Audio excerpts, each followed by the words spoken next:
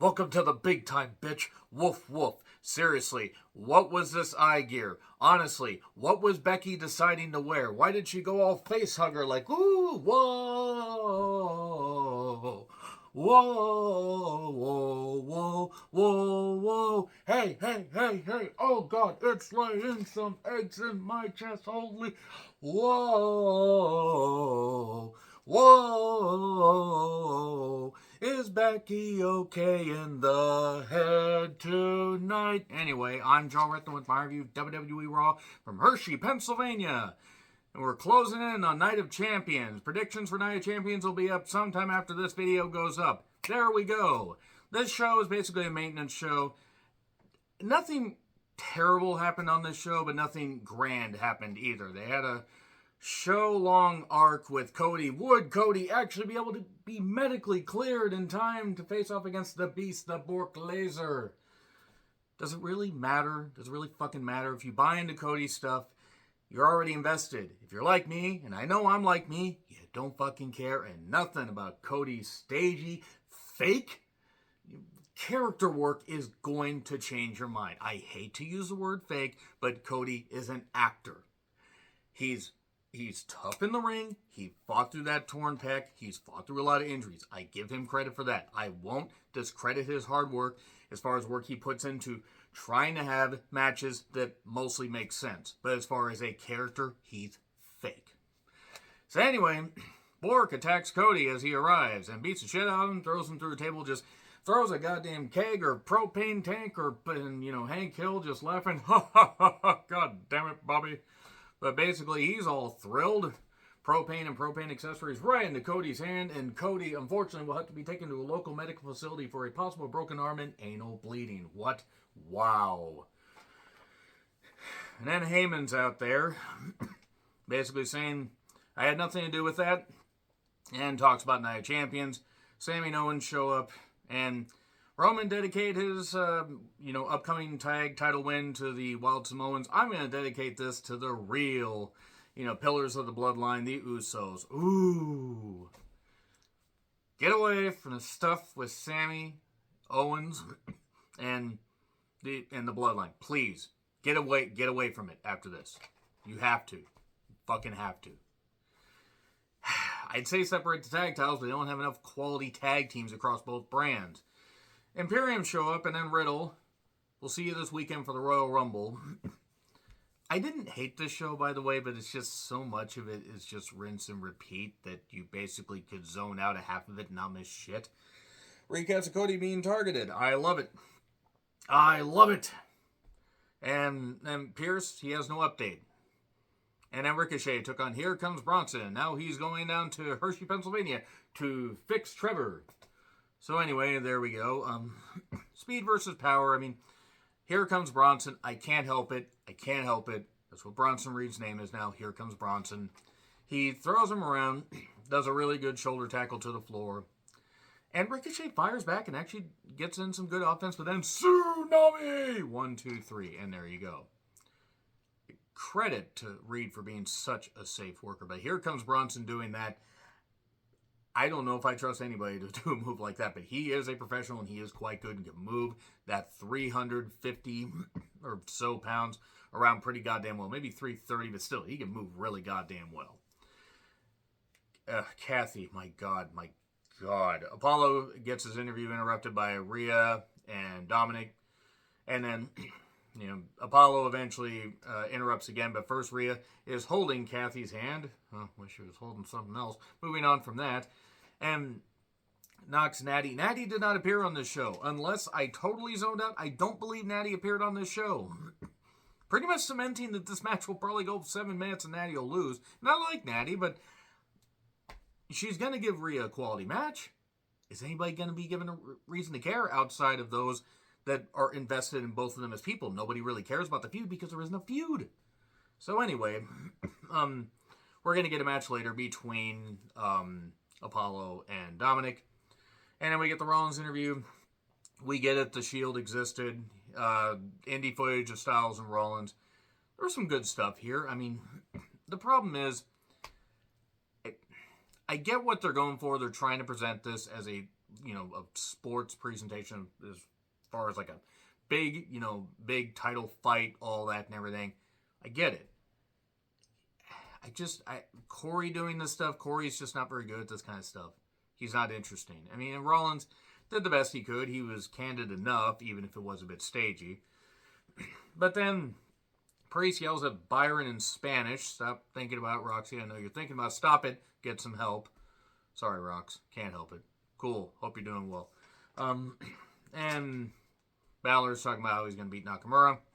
And Zoe has a pre-tape where she's on a fast old motor trikey.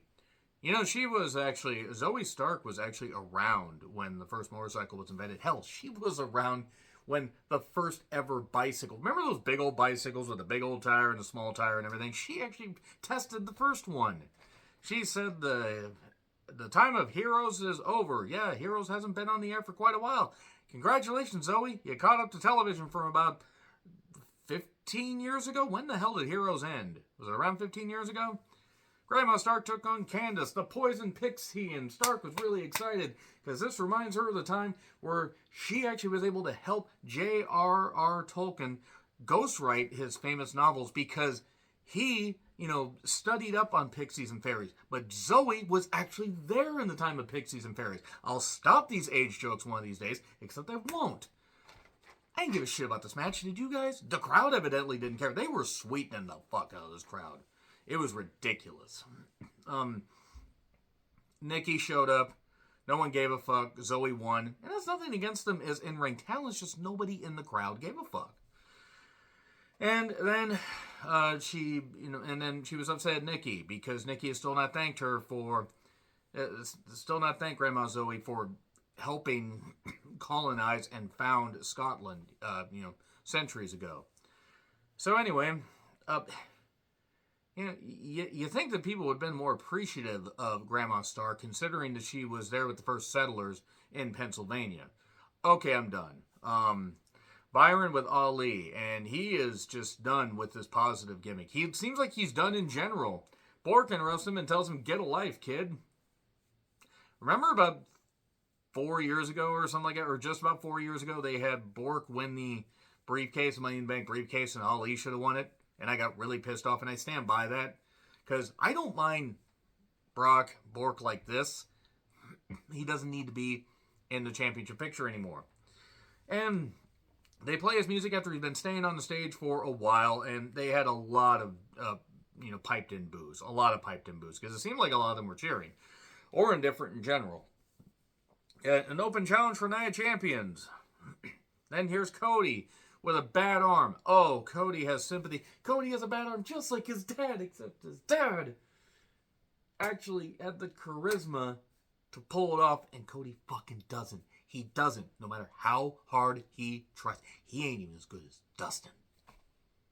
I'm just saying.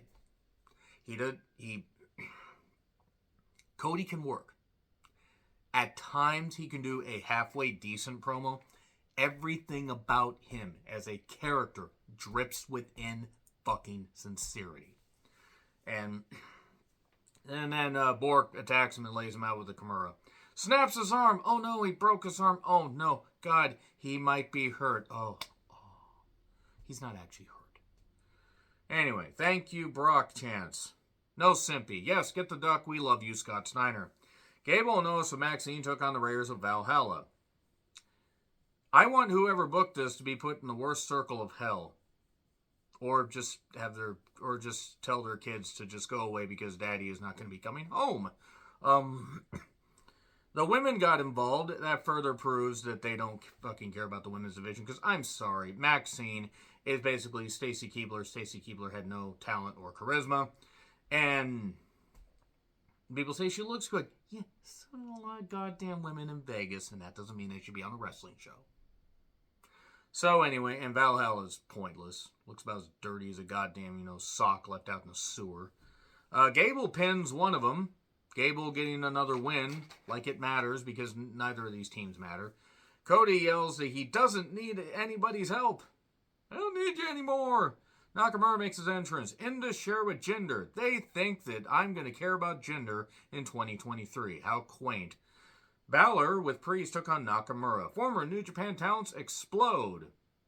That could have been worded better.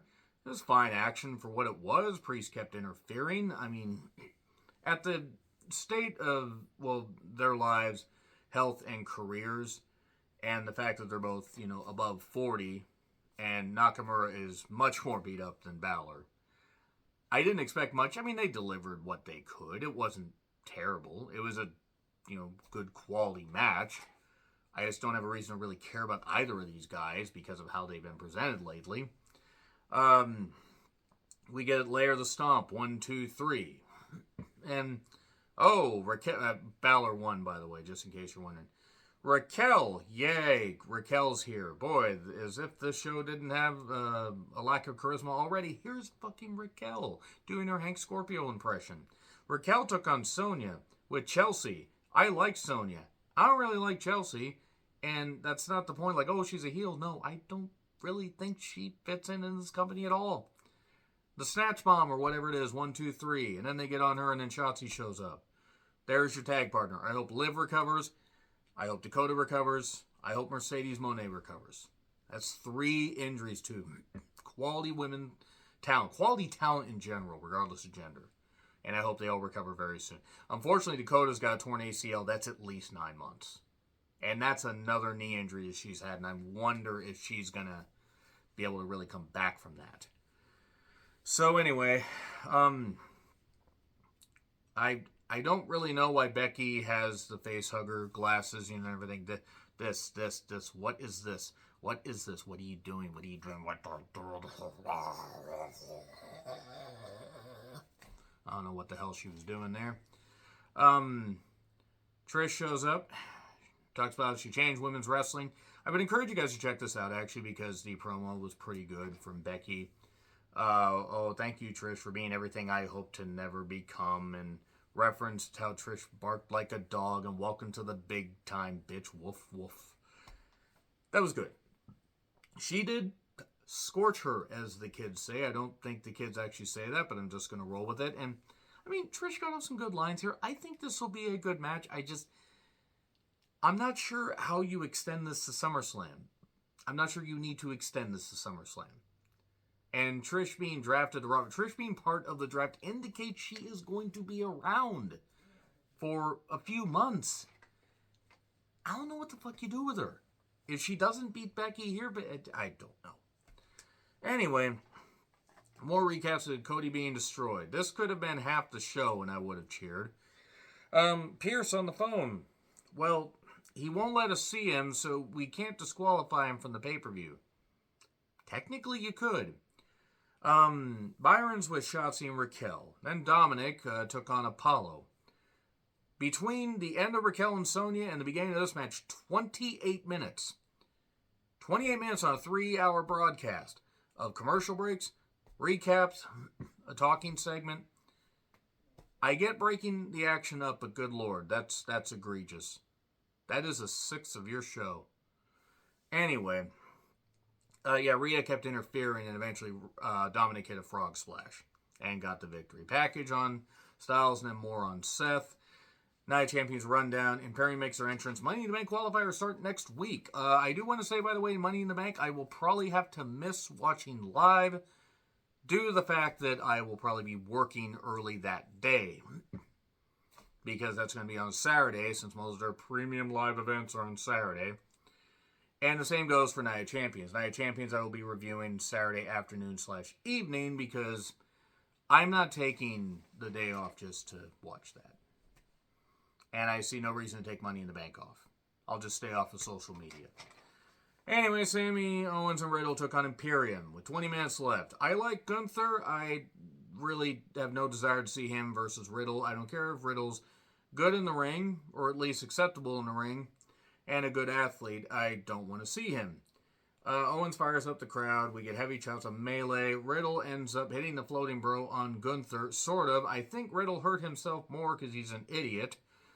And then we get a haluva kick and a senton 1, 2, 3. And then, so basically the faces win. And then backstage with Cody and Triple H for more staginess. And Cody refuses medical attention. And Triple H says, I'm not questioning your toughness, and okay, fine, just go out there and do that and destroy yourself. I don't care. I mean, Triple H doesn't care, and neither do I. So yeah, predictions will come up sometime after this. Agree, disagree, what I said, like, share, subscribe, Twitter handle in the description. I'm John Rickland. I'll see you soon.